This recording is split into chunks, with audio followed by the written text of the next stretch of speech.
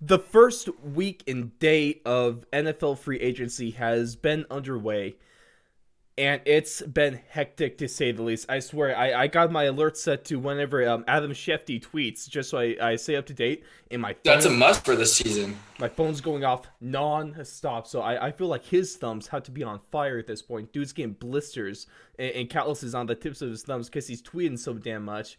And he's tweeting on like 4 different phones and 2 computers to all be able to keep up and post all this stuff at the same time. Because like every offseason, Alex, I feel like every year it just gets crazier and crazier somehow. The free agent signings have been popping, and they've been popping only to the Patriots, is what it seems I like. So, gotta dominate the headlines somehow.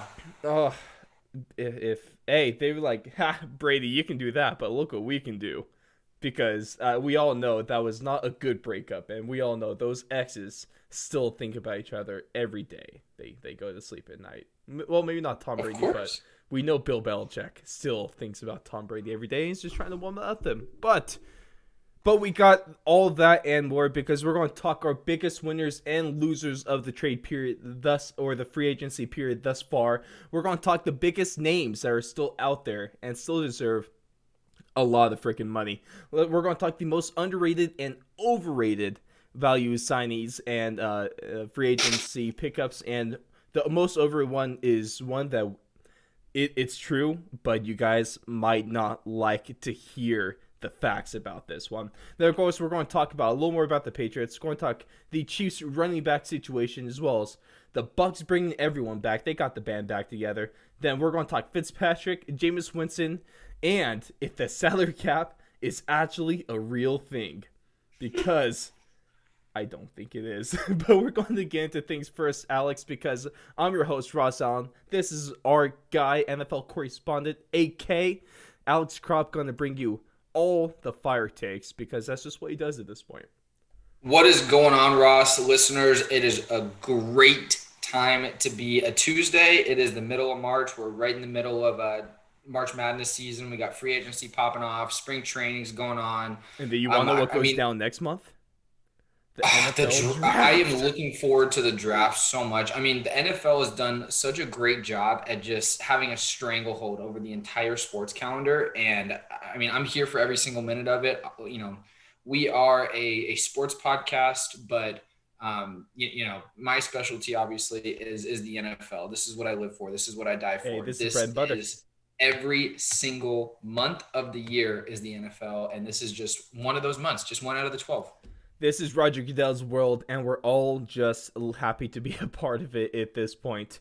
But like I said, we're going to talk biggest winners and losers to start things off. And right now, I want to tell you that the one of the biggest winners from this NFL free agency period has got to be the Tampa Bay Buccaneers because they've gotten everyone back. They got Tom Brady on an extension. They tagged Chris Godwin. They signed Shaq Barrett and Levante David to huge contracts. I mean, they signed Levante David first, so we're like, oh, are they going to be able to get Shaq Barrett? Are they? Or yeah, of course they were going to be able to get Shaq Barrett the whole time. I mean, I just want to think otherwise because man, that's a really good team, and I'm not sure if that want them to repeat.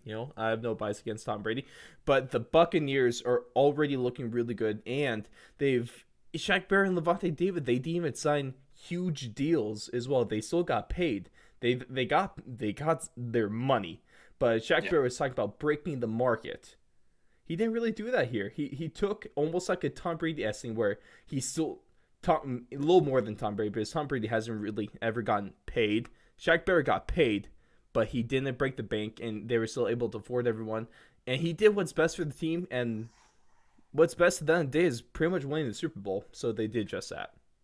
Yeah, I mean, this is definitely what good teams do and what veteran teams do is they keep their gang around because they don't have to worry about implementing all these young guys and trying to go bargain hunting because they don't have a high price quarterback. They don't have the $40 million cap sitting over their head. They obviously have a proven track record of success, and they have the best recruiter in NFL, which is Tom Brady. So, I mean, if you told me before this offseason started that they would be able to keep Godwin, Barrett, and Levante David, I would tell you you're crazy because that would mean they literally could sign nobody else. but they were able to get it done. They got all 3 guys under contract for the next year. I think we said this a couple shows ago, a couple weeks ago, but Tom Brady didn't join this team to win the Super Bowl the first year. He joined it because he was having an incredible team in year 2 after he got some rapport with these guys. Mhm. And I mean, it's their team is very, very good. I specifically underestimated them all last year. I was thrown off by Tom Brady's 2019. Hand up on that one. That's my fault, guys. Yeah. But 2019, Tom Brady definitely threw me for for a ruse, and he came back. He threw for like 45, 50 touchdowns last year. I mean, he was incredible last year. And I mean, this team has the ceiling of the Super Bowl, obviously, and their floor is a playoff team. And they're going in something that's different than last year is they're going in the NFC South clear favorites next year. So got that little leg up, and the division's looking a little weaker now with, obviously Drew Brees retiring and that cap situation being a nightmare. So I'm sure we'll dive into that later. But yeah, the Bucs are geared and reared and ready for a run again in 2021.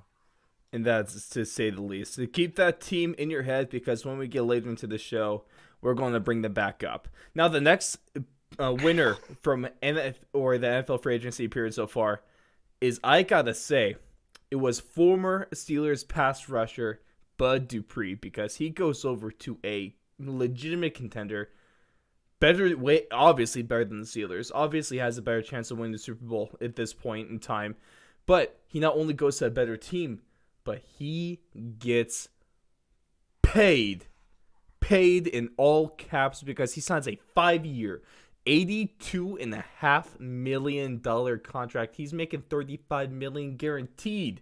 And this is the second highest average salary out of all free agents so far this offseason, with $16 million a year. Shaq Barrett leads the way with $17. So, Bud Dupree, you're a phenomenal talent. I thought he was going to the Panthers. He goes to another team with a little lighter blue. So the Titans, fantastic fit. I like what the Titans are building with that one.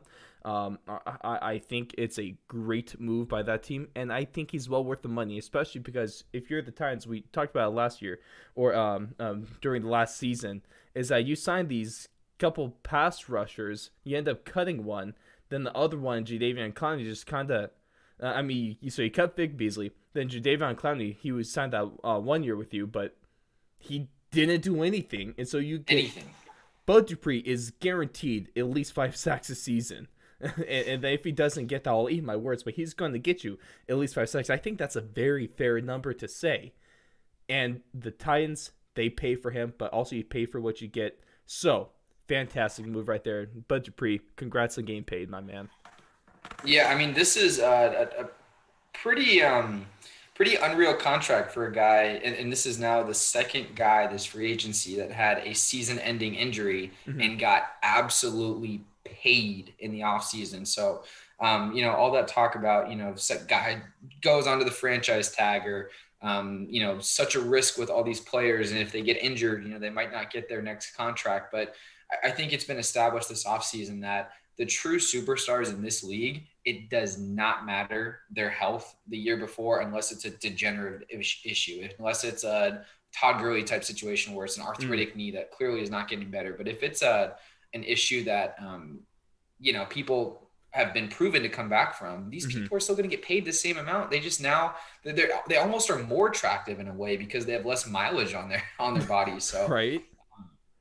It's pretty unreal how this, just kind of the medical field and all the advancements over the last couple of years, and just how healthy guys are coming back from these ACL tears. I mean, you even have guys with Achilles injuries coming back. I mean, look how OBJ is looking right now. And Von Miller's going to be back for the Broncos. Thank God. It's crazy. Like, it's just so much easier. Like, injury concerns, or as far as year-end injury concerns, as it's tied to their salaries, just is not that huge of a deal anymore. And Bud Dupree got paid. He's had a great couple years with the Steelers, and now he's going to the Titans. The Titans have been searching for a pass rusher ever since they lost prime Jarrell Casey. So, I wouldn't really say lost, more gave him away to the Broncos for dirt cheap.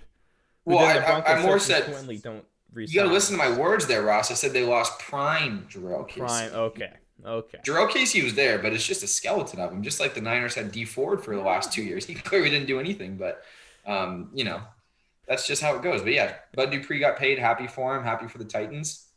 And of course, the last winner for today. I mean, Everyone knows it. everyone knows it. Just everyone at home, whether you're listening in the car, where you go on the walk, where you're listening to class, hell yeah, screw school, or at work, help you get through your day. Just say it with me right here. The winner of the free agency period is the New England Patriots. I mean, come on, they snag everyone. Everyone. They get the two best tight ends, arguably. Which Ross. We have to run through the list okay. here. Are we going Hunter Henry, Yep. Jonnu Smith, Kendrick Bourne, Nelson Aguilar, Matt Judon, Dietrich Wise, Davon Godchaux, Henry Anderson, Jalen Mills, Justin Bethel, and it's a day and a half into free agency, and they got 4 weapons. It took them 10 years to accumulate 4 weapons for Tom Brady when there's their quarterback, but they just got 4 in one offseason. How is that possible? I don't know. I don't know how that's possible. And you're paying these guys. I mean, obviously Hunter Henry is a great one. Although he did have a quote going to free agency that he wants to go to a team with a great quarterback, so he might have gone back on his word with that one because Cam Newton, great quarterback.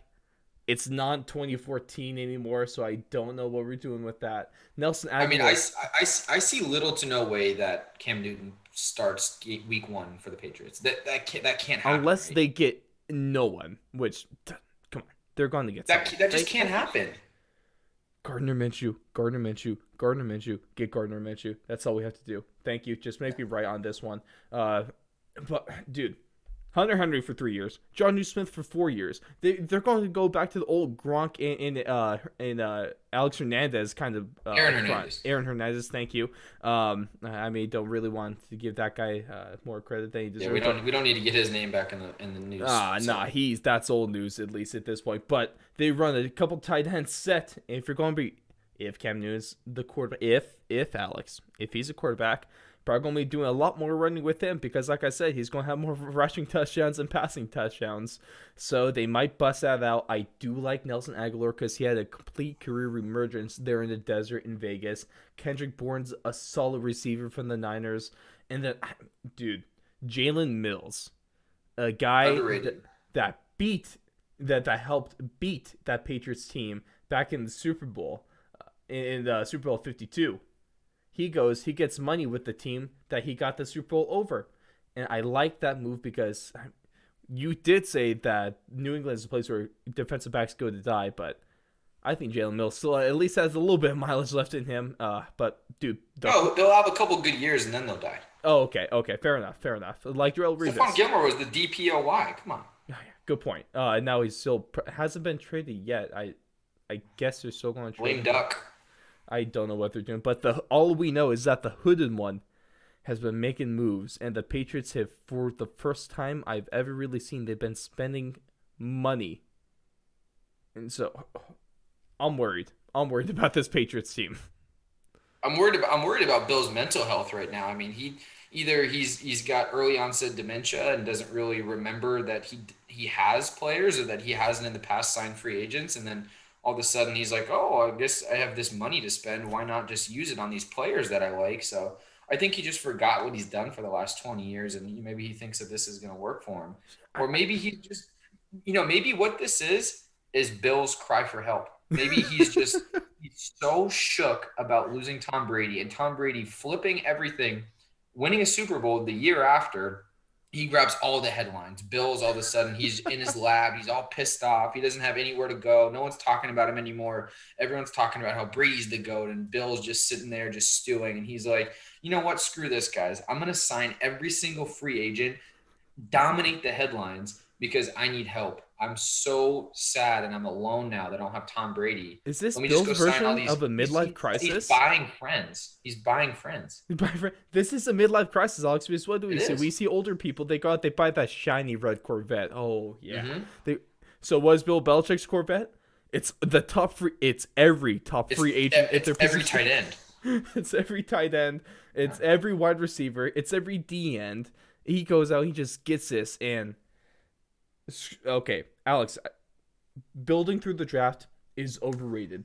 Taking time to build up your team is overrated. If you want to be good, what do? You go out and just buy talent. They say money can't buy happiness. They say money can't buy Super Bowls. This is So that's the Tampa Bay Buccaneers. right. So the Patriots are building something, and that's another team to keep tucked away in your head because they will be making an appearance later. Now on to the losers though, and I think one of the easiest ones to say is not only Deshaun Watson because he's still stuck with Houston, but just Houston in general is one of my biggest losers because what do? They have a busier first 2 days on the free agent market than the Patriots do, than pretty much any other team in the league does.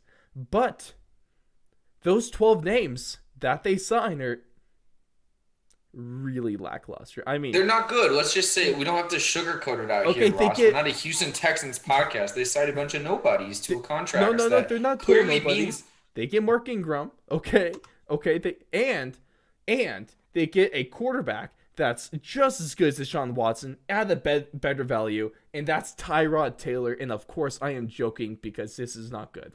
This is real. This not is good. horrible. I mean, this is okay. Just imagine this. Imagine you're a Houston Texans fan a year ago today. Pandemic just hit, but we have Deshaun Watson. So let's take it back before they had DeAndre Hopkins. They had Hopkins. They had Deshaun Watson. They had J.J. Watt when he was good.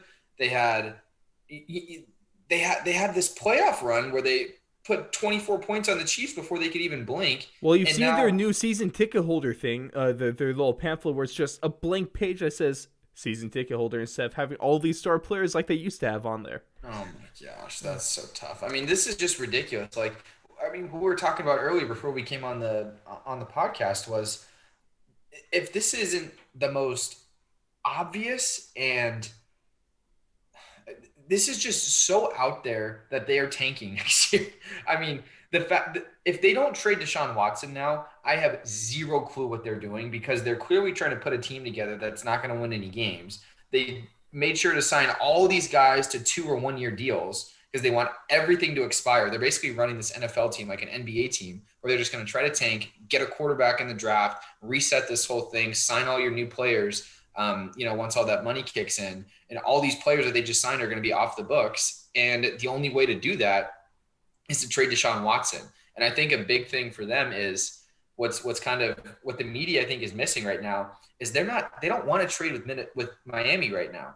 Miami has draft assets out the wazoo, but it's draft assets for this year. They don't want draft assets this year. They want draft assets down the road. They don't want to put all their eggs in this basket because a lot of the times when you draft those first round picks, first off, a third overall pick isn't cheap. It's expensive. Yeah. Second off, you don't want those timelines aren't going to match up with the rest of their roster. Those guys are just going to have dead years on the beginning of their salaries. And especially if you want to take that third overall pick and draft a quarterback, you're now just burning the most valuable years of a quarterback's contract with a team that has no chance at competing. If you put out this Houston Texans team out there right now, even with Deshaun Watson, this team is going nowhere. You saw it last year. They didn't have anybody on defense. On offense, they had Deshaun Watson. He made Chad Hansen, who was an okay Pac-12 receiver at Cal, a number one option. It's ridiculous what he did. So the Houston Texans, if they are not trading Deshaun Watson, this is the dumbest franchise in sports right now. Well, they had to trade. They have to. They have no other option. For a team that, at least to the media, they say that they're committed to keeping Deshaun Watson for the long haul. They say that. But you want to keep Deshaun Watson, but you go and do nothing for him? Well, sorry. Nothing. This is even nothing, Alex. If anything, they did worse because this is like looking at Deshaun Watson just spitting in his face, be like, yeah, we got you talent. It's not good talent, but we got you. What? It doesn't make any sense. No. It makes absolutely zero sense right there. And what also doesn't make sense, Alex, is this is a really similar situation to what's going on in Seattle and with Russell Wilson right now. Another big-time quarterback, another top 5 quarterback that has trade rumors and a team that says they're not going to trade him. But instead of appeasing your quarterback, instead of helping him out, instead of signing offensive talent, maybe helping his defense, maybe helping his offensive line, Alex, to make Russell Wilson a little happier there in Seattle. What do the Seahawks do in the first 2 days of NFL free agency? They sign literally no one, and they let Nobody. Shaq Griffin, Carlos Hyde, and Philip Dorsett walk. What? I mean, it's really a good strategy because they're they're not enticing Russell Wilson to stay at all, so it's making it a much easier exit. It's almost like, when you get in a fight with your girlfriend before you're about to go long distance because you want to make it easier for them to leave. It's a classic, strategy here. Oh, you speak I don't from know if it's going to work. existence? Yeah, I don't know if it's going to work in this sort of situation here, but yeah, it's definitely been done before. But yeah, I mean, here's what Seattle's problem is that Russell Wilson now has this idea that he's this transcendent, best player in the league type talent, which he's a top 5 quarterback. He is not Patrick Mahomes. He is not a guy that it doesn't matter what you have around him, he's going to win games, which I think Patrick Mahomes is. And I think there's only one, unless we're talking the Super Bowl. Stop. Maybe 2 quarterbacks like that in the NFL right now. I think Russell's one, and I think Deshaun Watson's the other. I think if you put no teams around them, you still have a floor of 6, 7, 8, 9 wins. With Russell Wilson, you need people around him. You need a strong running game. You saw how much he's bitching about offensive line protection. He clearly needs an offensive line. And when has he had that you've seen all the top talent of offensive line already signed. If the Seahawks don't at least sign like Riley Reef, they need someone, right? Or Hudson, because the Raiders cut them for some reason. Okay, sorry, Alex. I just want to speak on this because they drafted, or the Raiders cut their center Hudson. They cut him. And he takes a cap hit of $2 million. So they've cut 4 of their 5 starting offensive linemen. And Hudson's a really good, talented center. Really good. And you take a $2 million cap hit. Was he not a part of John Gruden's way? This literally makes 0 sense to me. Yeah, it doesn't make much sense. Unless there was a huge falling out with Trent Brown being traded and Rodney Hudson said, I'm not going to play here anymore because my buddy got traded. But he's gonna make money. I just don't get it. He's going to make some money with another team. But the Seahawks have to do something. Bottom line, Seahawks have to do something. Yeah, it's ridiculous. Yeah, it's I'm not even Russell Wilson, but I'm aggravated for him. I'm not even a Seahawks fan, but I'm aggravated for them. I'll be honest. I mean, wait, are you saying you're aggravated for the fans or for Russell Wilson? For both. Okay, no, I completely disagree. I am so off Russell Wilson right now. He's been like kind of like annoying for a while, and he's always had just this weird way of conducting himself where it was innocent because he was like the most humble and he was the most team centric and all this stuff. And, he was his Go Hawks thing. It was all kind of like a shtick. It was corny. It was his gimmick. But now that he comes out, that he's demanding all these things, he had a falling out with Pete Carroll, all that luster is kind of wearing off on him. Where now like the stuff that he does that was annoying and cheesy and corny is now just annoying. It's just like, who does this guy think he is? He thinks that he's this god amongst men and that, he gets to call the shots. And if he would have posted his video, with his Mr. Unlimited video right now, the approval, the amount of backlash he would get from that is astounding. And I think it's because he's now come out as this like demanding, bratty player. And it's just not a good look on him at all, especially when he's trying to be this Mr. Humble, like I'm team first, all that stuff. Clearly you're not team first. You're roasting your offensive line, the guys who protect you. It's ridiculous. It makes no sense. I'm annoyed with Russell Wilson. I'm out. I'm off of him. He can go wherever he wants. I don't even care if he stays in the NFC West because that Seahawks team is going to be a nightmare with him back there again. So, I'm off the Seahawks. Fair enough. Sorry, that was kind of a rant there. I don't know why I got so worked up over Russell Wilson, but it's it's ridiculous the way he conducts himself and expects everyone to still love him. Like, it's ridiculous. I can get behind that. Alex. And if we want to transition from Russell Wilson, Here's a team that thought that they had hope that they're going to get Russell Wilson. The Chicago Bears fans, look at all this. You're Russell Wilson's top trade destination. So what do? You go from Russell Wilson, a top 5 quarterback, and instead of him, you get Andy Dalton. The Red Rocket. You get Andy Dalton. How much of a letdown? How you go from Russell Wilson to Andy Dalton? I mean, this is just absolutely classic Bears fans. They shoot for the moon. They have these expectations. Their ownership tells them, "We're gonna get you. We're gonna get you your guys. We're gonna get you a quarterback. Finally, we're putting out all these trade offers." And even if they were putting out all these trade offers, at the end of the day, you didn't get them. And at the end of the day, you spent $10 million on Andy Dalton, who looked like he could not lead a horse to water last year. You want to know what you're paying $10 million for? You're paying $10 million for Mitch Trubisky with red hair.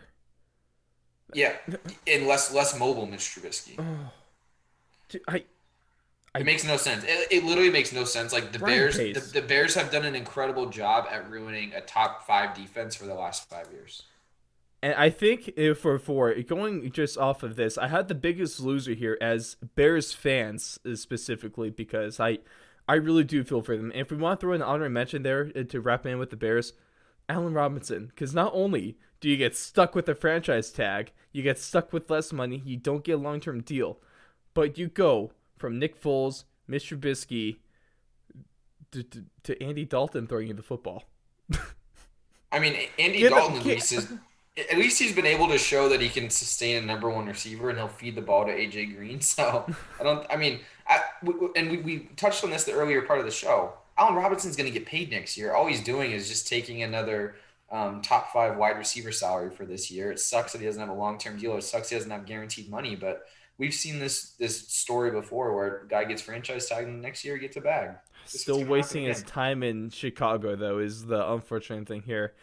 Thoughts and prayers with Allen Robinson and Bears fans during these very, very troubling times. As long as you're stuck with Ryan Pace, you're going to be stuck in hell. That's all I got to say there. But moving on from those, we're going to give you the biggest names that is still out there. And both of them are going to be on part of the front 5 on the offense or front 7 of the defense.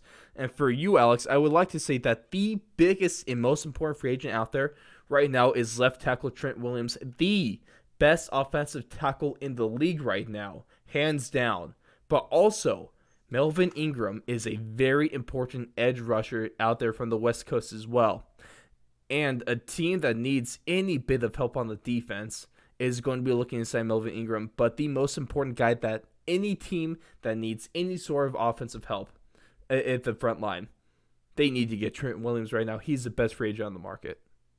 100%, 1,000,000%. Trent Williams did so many things for the Niners last year. I mean, he did everything for the Niners.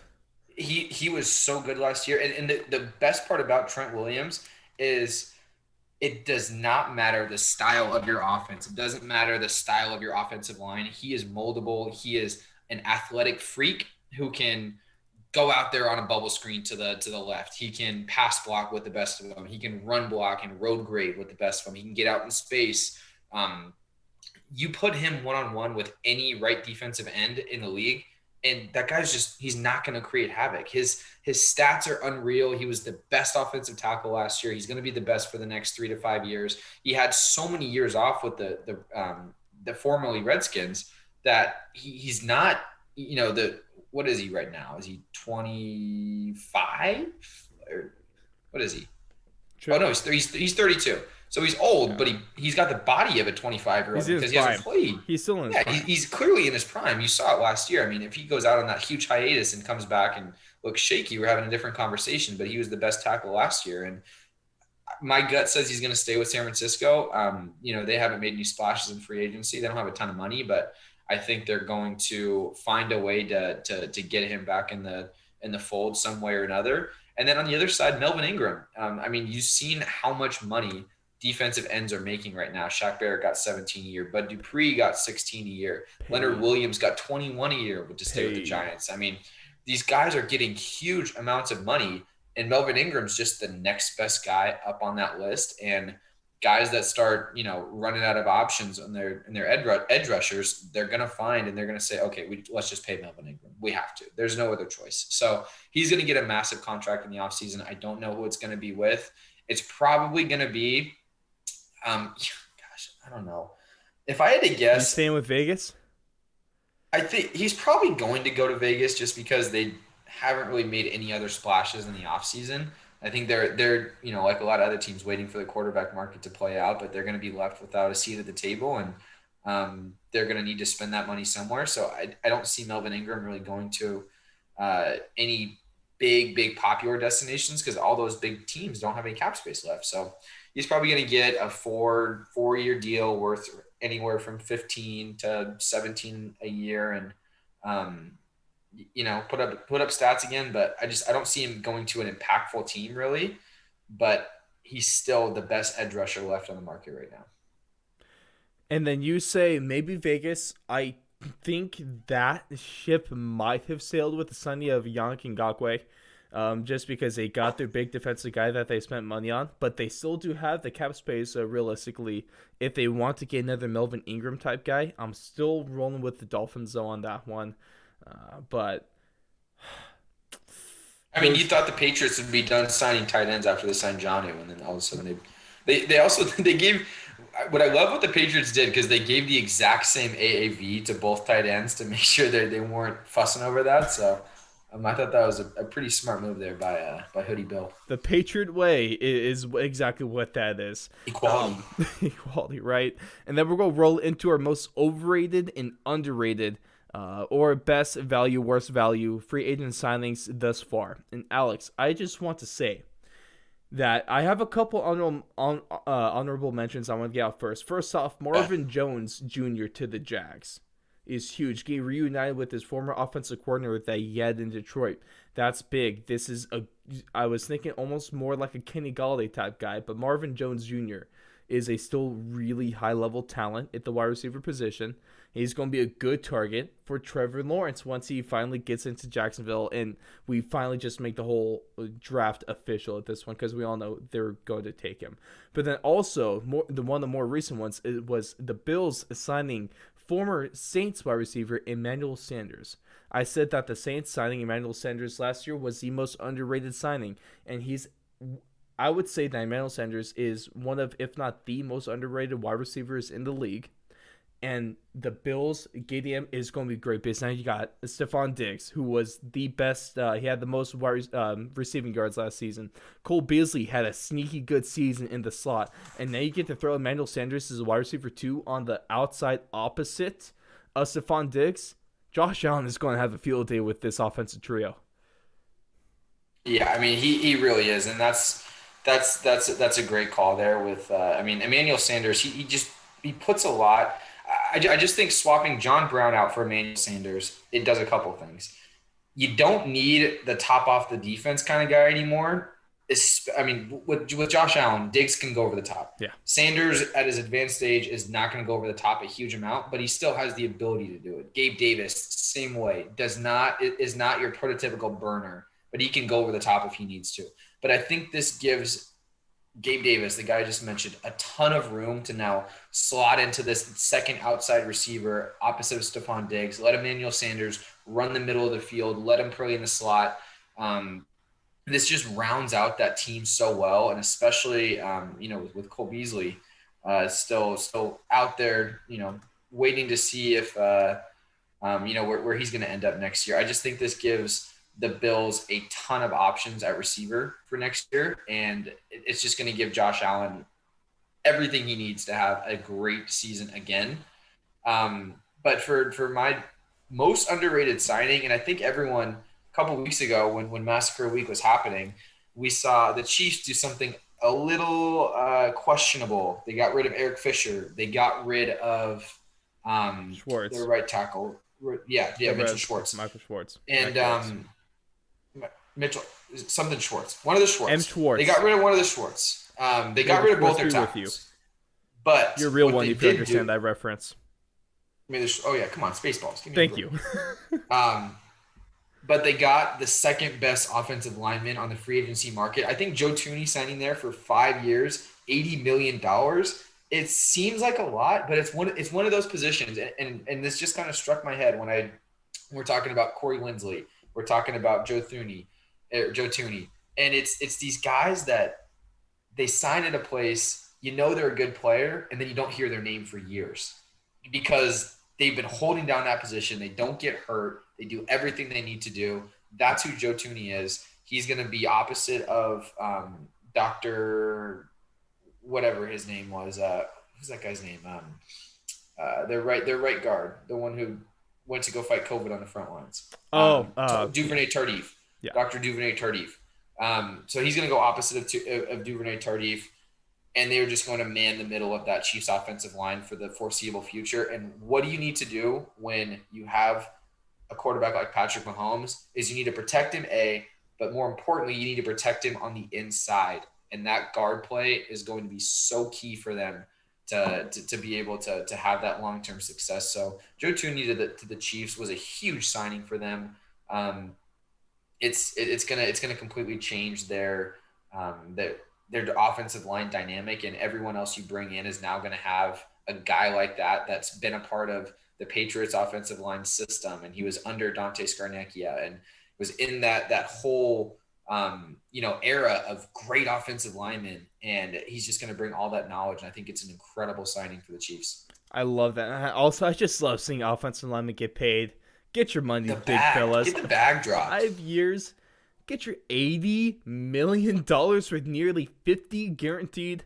My man, get that money while you can. That's a lot of cheddar right there. See, for me, Alex, my most underrated and best value signing is another offensive lineman, but I'm going to give that to offensive guard Kevin Zietler. From the Giants to the Ravens, I thought this was a fantastic signing for the Ravens because not only did they get an extremely durable guy because he's missed one game over the last 6 seasons, which is huge, especially at a really physical position like the offensive line. He's been ranked 17th by PFF for offensive guard since 2019, so he has talent as well. But yeah, Turney, he's breaking the bank with that money. You're paying heavy money for him. But for Kevin Zietler, the Ravens signed him 3 years, $22.5 million with 16 guaranteed. That's fantastic value for the talent you're getting, and I love that move. And it's going to help Lamar Jackson become that much better of a quarterback. And I just think they got a great value. They finally replaced Marshall Yanda. They needed to for a while. They finally replaced him. Man, remember Marshall Yanda? Oh, dude was an animal. I love that guy. Real great. For the Quentin Nelson before Quentin Nelson was a thing. And now Quentin Nelson is the best guard in the league, and it's not close. What would imagine this. If Quentin Nelson played left tackle and was a free agent this year, or imagine just a normal year, non-COVID year. Okay. Free agent this year, what does he get in a year? I think if he's actually ever in his career makes it to the free market, he's probably getting, at least for what was, I would say he's breaking. I think he's getting $20 million a year as an offensive lineman. He's getting 100%, right? Maybe. I mean, if he was a left tackle, he might get $25 million. $25 million. If he was a left tackle, he might get $25 million a year. The fact that he's a guard, he might only get like 18, 19, but dude, he's gonna get paid. Once he gets off his rookie deal, he's going to bring in all that money. Then going to the most overrated, flipping the page on that one, most overrated, worst value signing. It's a guy, like I said at the beginning, where I was thinking about this. I'm like, oh, this is like Alex and Chase Young, where Chase Young while overrated, he is still a fantastic talent. There's a difference. He's not bad.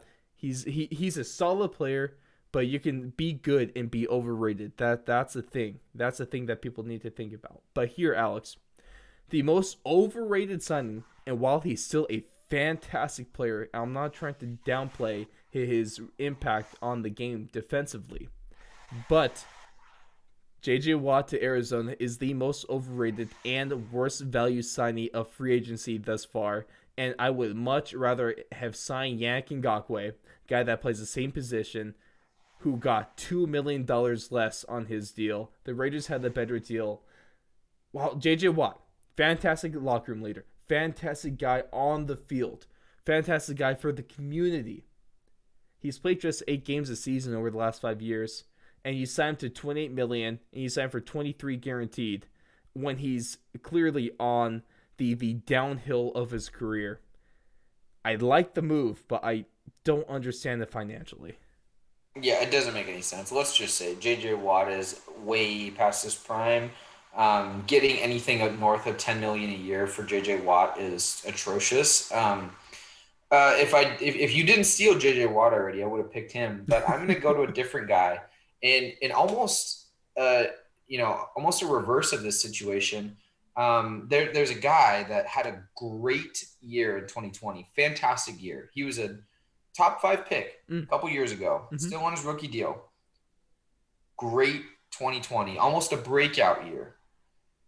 Goes to a team that is known for these big, splashy free agency moves, and a lot of them don't work out. And I'm talking about the New York Jets, and I'm talking about Corey Davis, and I'm talking about the second worst signing of the 2021 free agency so far. Corey Davis, 3 years for $38 million, is horrible.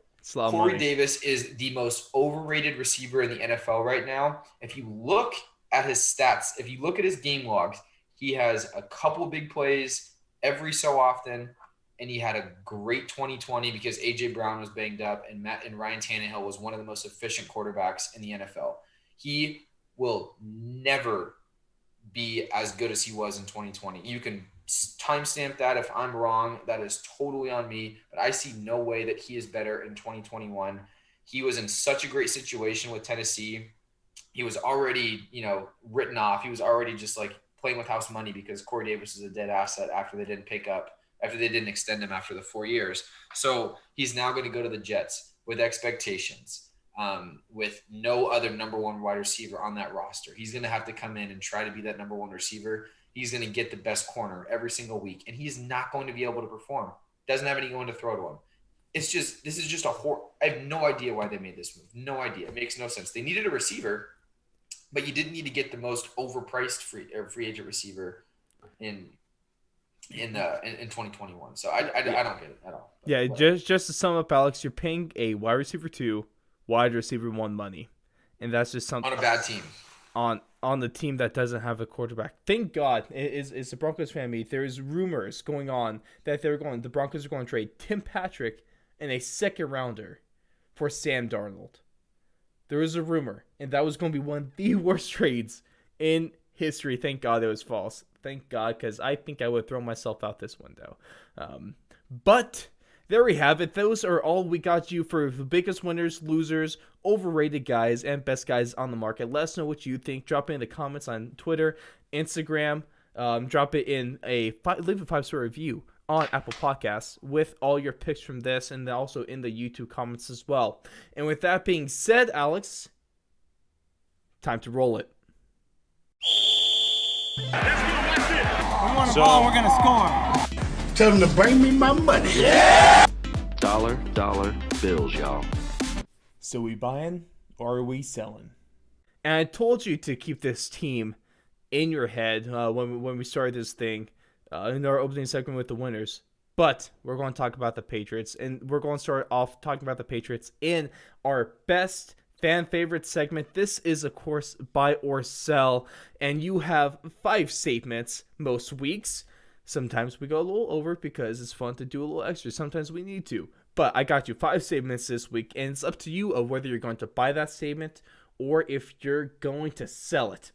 And the first statement I'm going to give all you and Alex this week is that the Patriots are all the way back. Buy it or sell it. So. This is a huge sell for me as of March 16th, 2021. And the reason for that is Cam Newton is their quarterback currently. I do not care who you have on your team. I do not care what you surround him with. If you have Cam Newton starting week 1, you are not a good team. End of story, period. If they draft one of the top 5 quarterbacks, actually excluding Trey Lance, because I think he's the least NFL ready now.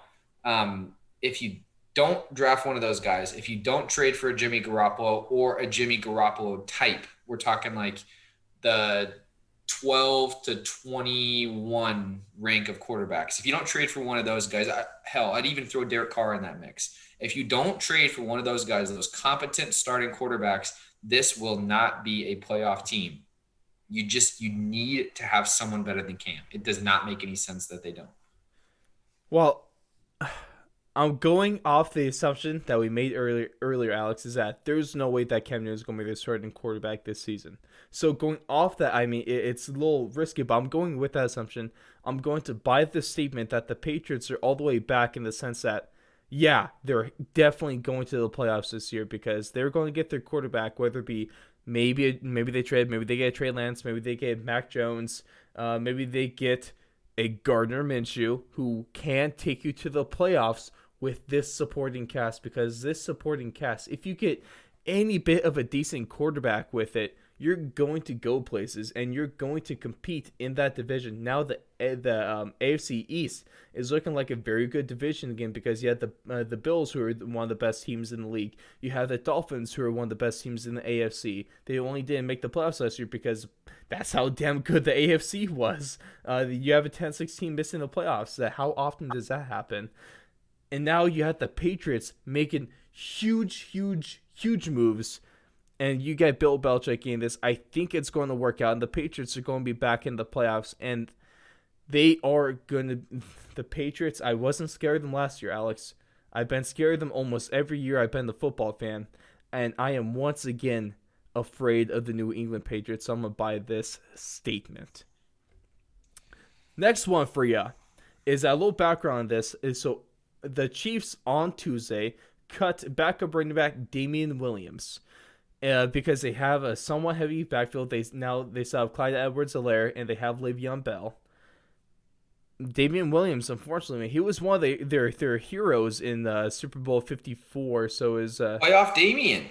It's a little disrespectful. He's a Super Bowl winner, right? Don't just cut a Super Bowl winner like that. It's a little disrespectful. But it's even more disrespectful because I'm going to give you the statement, Alex, is that Damien Williams is the better value running back, or just running back in general right now, than Le'Veon Bell. I mean, that's a buy every day of the week. I mean, here's a couple factors that go into why this is. I'll give you 4 solid factors. Give me 4. 1, way cheaper. Yep. Way cheaper. Let's talk contract. Williams, he had a 2-year, $5.1 million contract, or you keep Le'Veon Bell for 4 years. He signed a 4-year, $52.5 million contract. So there's a slight discrepancy in these. Slight discrepancy. Okay, that's number 1. Number 2, he won a Super Bowl with the Chiefs. Clearly is comfortable with that offense. Clearly is comfortable with Patrick Mahomes and Andy Reid.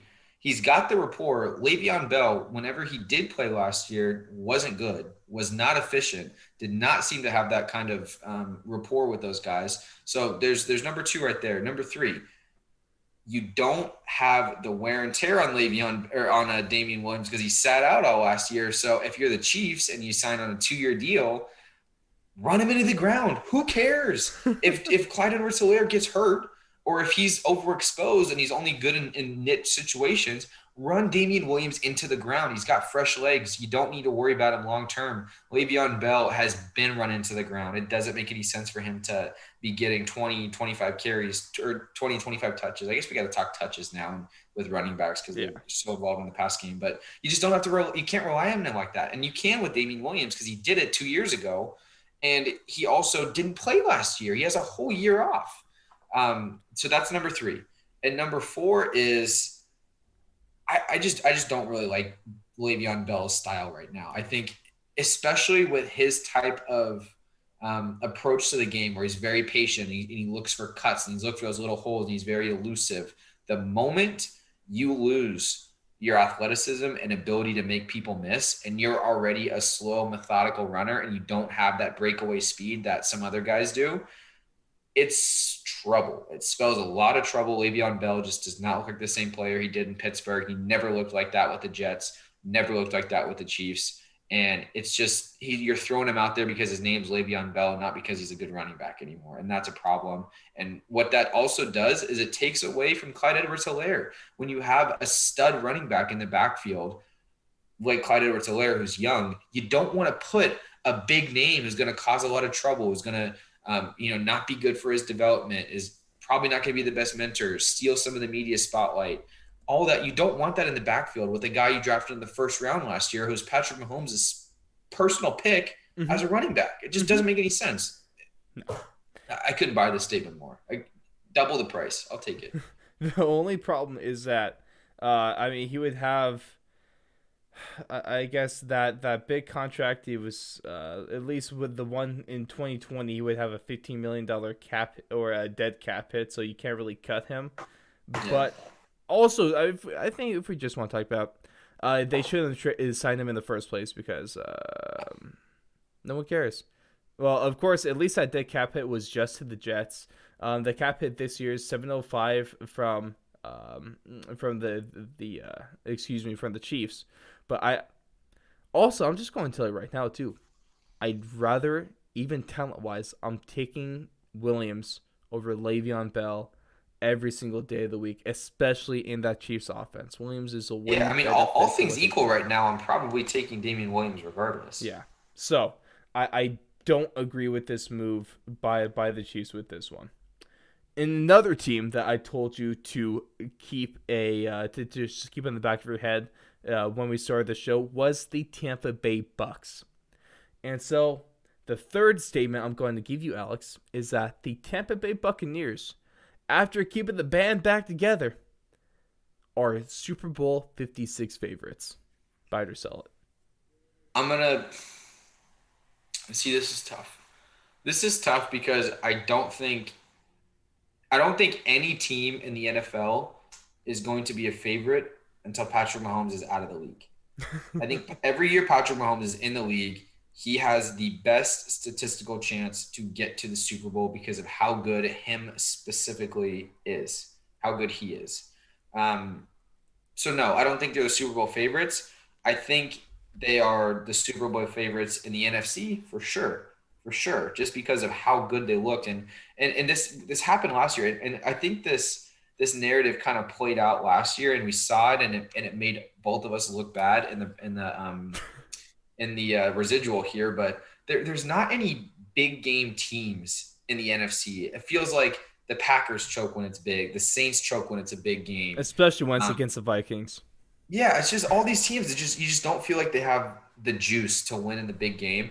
And who's got the most juice ever in big games? It's Tom Brady. So you mean Andy Dalton with that Bears because they're going to the NFC Championship game, Alex? Yeah, that's something that I didn't take into account here before we started talking about this. Was Andy Dalton's on the Bears now? Right. And Dalton Robinson, the best wide receiver quarterback duo in the league. It's not close. Yeah, it's got to be top 5 at least. But yeah, I don't think they're Super Bowl favorites, but they're definitely NFC favorites. For me, this is a tough one because point proven last season. Don't bet against Tom Brady. You're gonna lose that battle. Just don't. And it doesn't matter what the bet is. Just don't bet against Tom Brady. And like you said, you have the Chiefs, you have the Bills, you have the Colts in the AFC. So 3 really good teams right there. It's going to be really competitive between them. In the NFC, there's 2 top teams that stand out to me right now. Of course, you have the defending Super Bowl 55 champs in the Tampa Bay Buccaneers. But then also you go on the opposite side of the country. You have the Los Angeles Rams with still possibly the best defense in the league. And now you get them a real quarterback. And, oh, man, this offense might actually be up to something now. I like them in the NFC Championship game. Early predictions might be the Rams. Might be a Rams-Buccaneers NFC Championship game.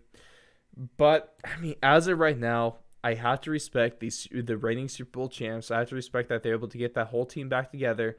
And you have Tom Brady. He's only going to have another year getting acclimated with that team and making them better. So I learned my lesson last season. I'm not going to bet against Tom Brady. I'm going to buy the statement that the Bucs are Super Bowl 56 favorites. but I say that begrudgingly, and I say that because while they have some heavy competition right there with them. So is this a weird statement to say? And I think I'm being completely counterintuitive, but I don't think the Bucs are the favorites to win the Super Bowl, but I think they have the best chance to win the Super Bowl. Does that make any sense? I kind of get what you mean with You kind of that. get what I'm saying, right? Well, they're not the Chiefs are probably like the favorites. Yeah. But the best chance. Yeah. But it's mainly because NFC is a lot easier to get through. Yes. So I don't think and here's I think the best way I can describe this is if the Chiefs play the Bucs again next year, if you just say blindly that's the Super Bowl matchup, I think the Chiefs are still favored in that matchup from Vegas. So I think they're still the favorite team. But I think the Bucs have the best chance to win the Super Bowl because of all the different factors that we've already gone through. Division. Well, when you go to the playoffs, conference. right? The playoffs, it's not about winning; it's just about not losing. So yeah, I mean, take that statement however you want. But the Bucs have an easier chance in not losing. Yeah, I mean the Bucs also don't have to play a first place schedule like the Chiefs do. Yeah, they get to play a second place schedule. Yeah. So. I can get behind that logic. I really can. All right. The fourth statement I'm going to give you, Alex, now is that Ryan Fitzpatrick, he has signed with the Washington football team, and this is like his 20th, 30th, 31st NFL team that he's been with. So he just keeps making the rounds. I love this fit, though. I love what they're doing here. Taylor Heineke has some legitimate competition now, so we'll see if if he's able to claim his starting spot like we think he might be able to.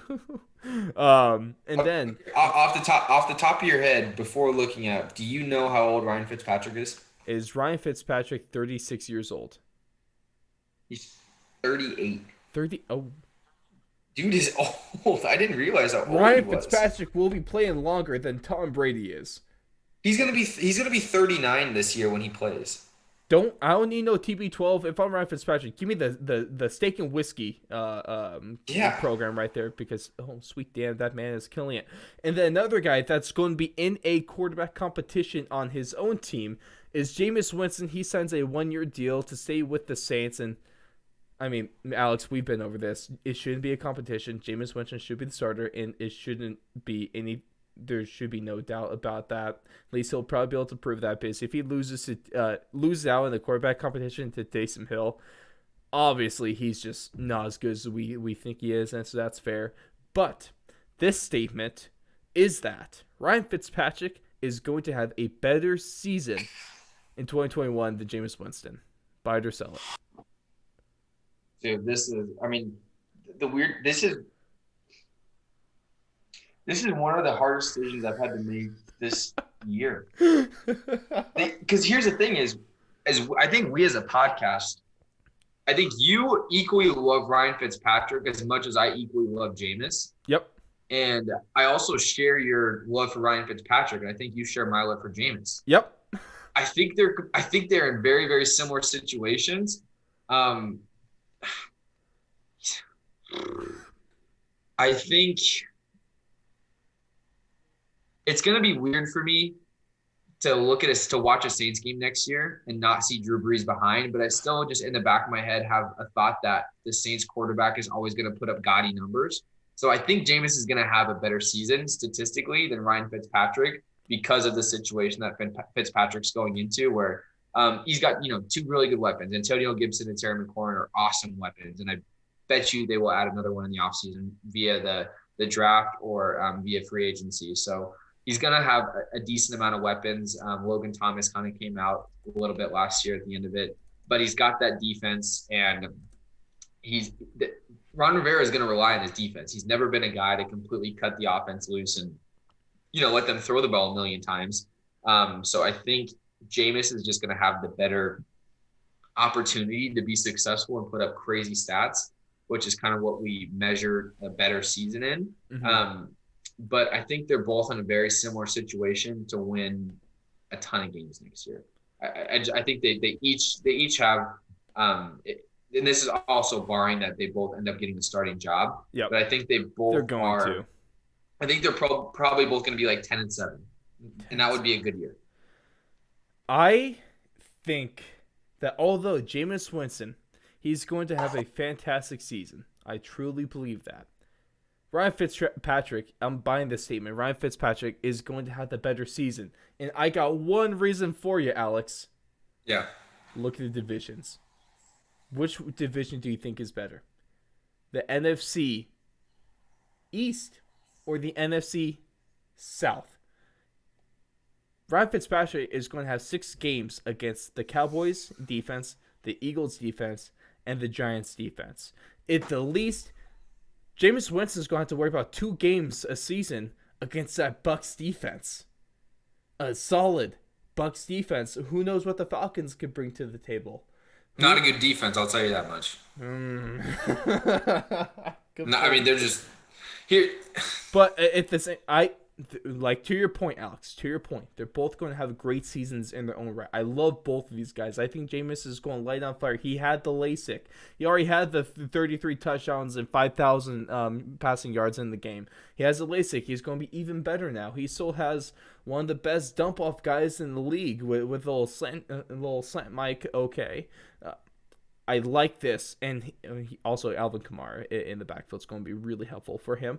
He never really had a running back like that in his career. You're going to Taysom Hill to do the little gadget plays with, so good for him. But I like between having to being not having to play, but having the ability to play against the NFC East teams, having Terry McLaurin, having Steven Sims Jr., having Cam Sims. This is going to be a good team. I do like what Washington is putting together there, and let alone what we could see from them in the draft. Ryan Fitzpatrick is going to have the better season, but it's going to be very close. I'm sorry, but did you just name Cam Sims and Steven Sims as 2 dynamic weapons for Ryan Fitzpatrick? I didn't say dynamic. I said good. I can't stand for that. I can't stand for that being one of the reasons. All right, Terry McLaurin. They have 2. Okay, they have 2 weapons, borderline 3 with Logan Thomas, but that's it. They don't have other good receivers. All right, and besides Michael Thomas, who have the Saints got? Alvin Kamara. They have arguably 2 top 5 at their position. They have a draft pick that they are definitely going to use on a receiver. So I guess I could say the same thing for the football team. Ooh.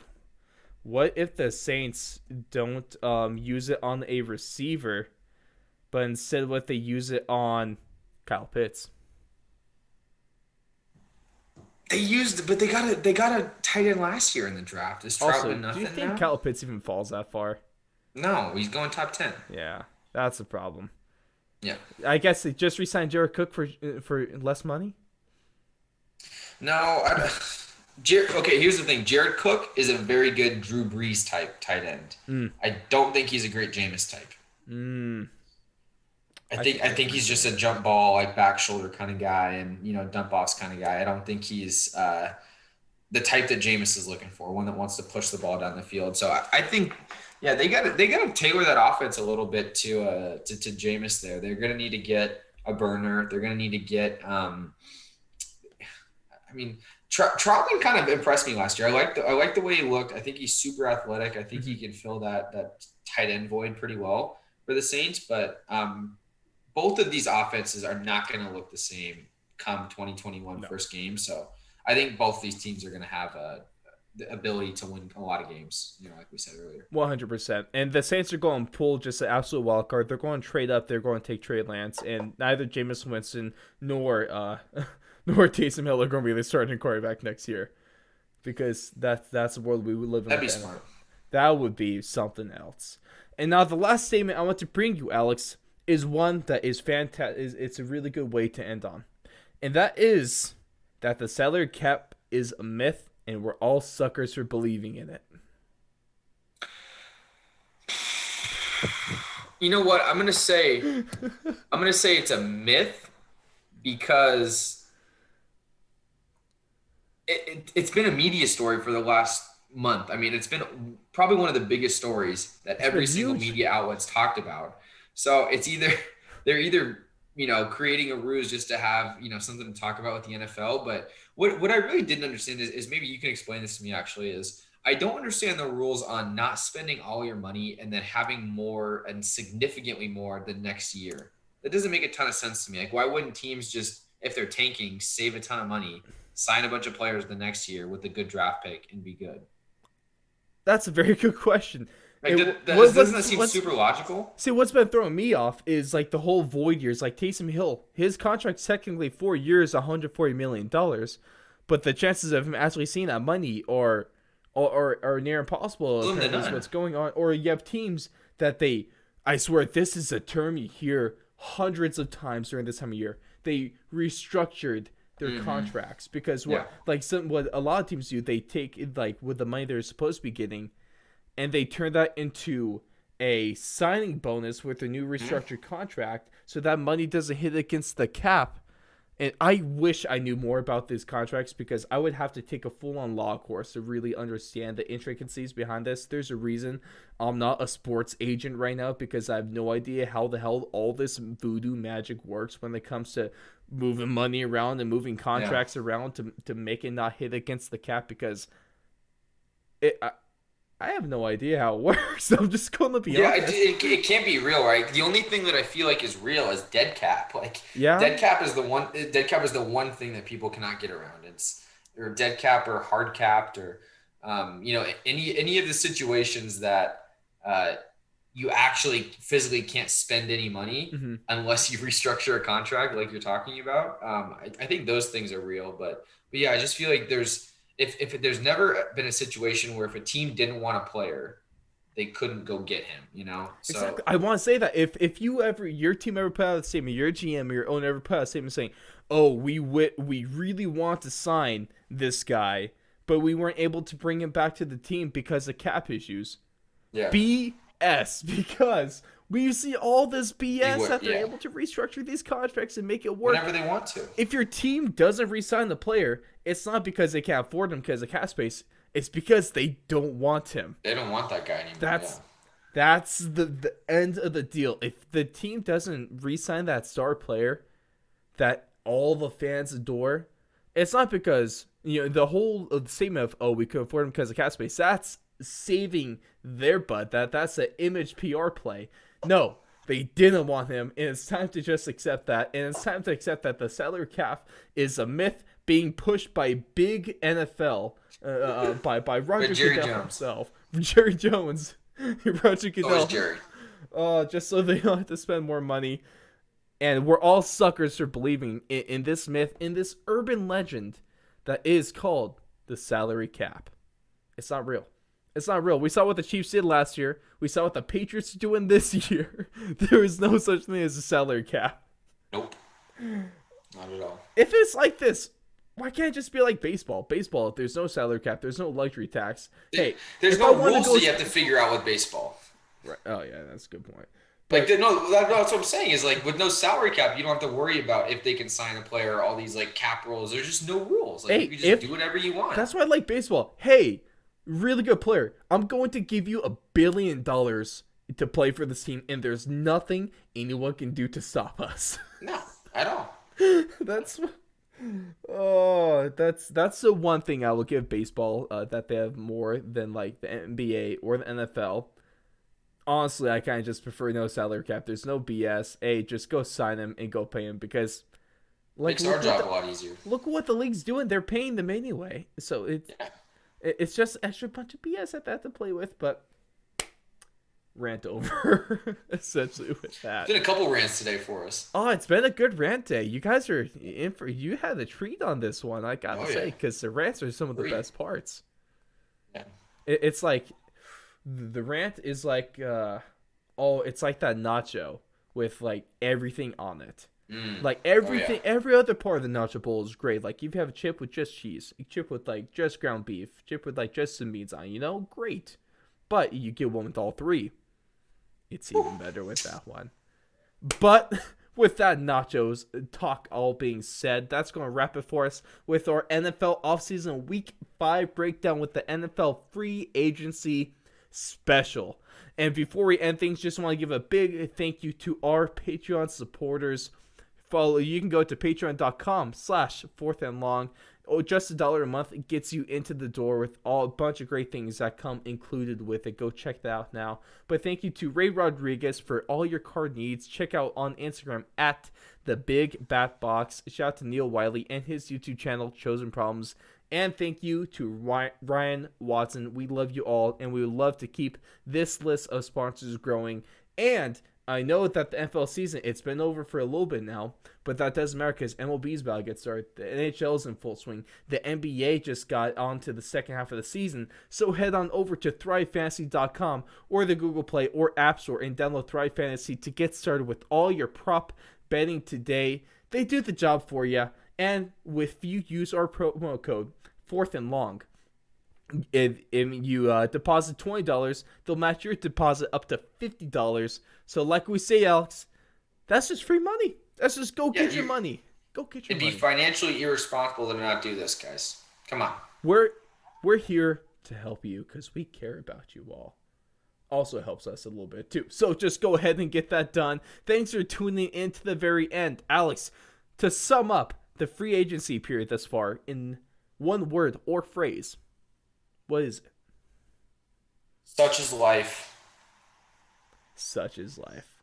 We'll see you guys in the next one.